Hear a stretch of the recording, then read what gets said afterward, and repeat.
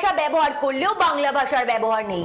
বাংলার মাটিতে বাংলা ভাষাকে উপেক্ষার মাধ্যমে বাংলা তথা বাঙালিকে অবমাননার অভিযোগ তুলে এদিন বাংলা পক্ষ পশ্চিম বর্ধমানের সংগঠনের পক্ষ থেকে আসানসোল স্টেশনে যাওয়ার ডাক দেওয়া হয়। আসানসোল স্টেশনের ডিসপ্লে বোর্ডে অন্যান্য ভাষার ব্যবহার থাকলেও বাংলার ব্যবহার নেই। বাংলার মাটিতে বাংলা ভাষাকে উপেক্ষার মাধ্যমে বাংলা তথা বাঙালিকে অবমাননার অভিযোগ তুলে এদিন বাংলা পক্ষ পশ্চিম বর্ধমান সংগঠনের পক্ষ থেকে শুক্রবার আসানসোল স্টেশন যাওয়ার ডাক দেওয়া হয়। পূর্ব ঘোষণার মতো এদিন বাংলার পক্ষে সদস্যরা আসানসোল স্টেশন চত্বরে বিক্ষোভ প্রদর্শন করে।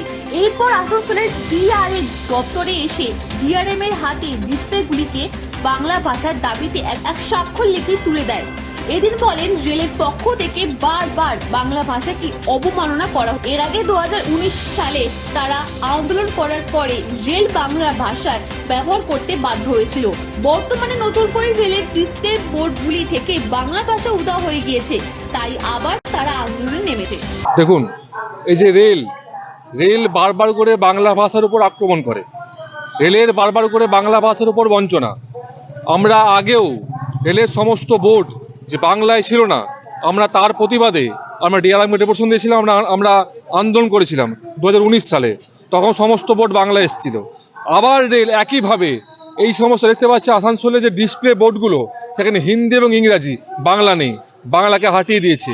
তার প্রতিবাদে আজকে আমাদের বাংলা পক্ষ পশ্চিম বর্ধমান থেকে আসানসোল ডিআরএমকে আমরা ডেপুটেশন দেবো। আমরা আসানসোল স্টেশনে বিক্ষোভ আমরা করব। তবে এখান থেকে আমরা ডিআরএম অফিস যাব, আমরা ডিআরএমকে আমরা জানাবো যে আপনারা বারবার করে বাংলা ভাষার উপর আপনারা কেন আক্রমণ করছেন, বারবার করে বাঙালির উপর কেন আক্রমণ করা হচ্ছে। যারা বাঙালি, যারা এখানকার স্থানীয় বাসিন্দা, এটা বাংলা, এটা ইউপি বিহার নয়। আমাদের বাংলা ভাষার জন্য আমাদের আজকে আন্দোলন করতে হচ্ছে, এটা লজ্জা। আজকে আমরা রেলকে আমরা ধিক্কার জানাই যে আপনারা বাংলা ভাষার উপর আক্রমণ করছেন, এর আমরা জবাব চাই। কেন বারবার করে বাংলা ভাষার উপর আক্রমণ করা হবে?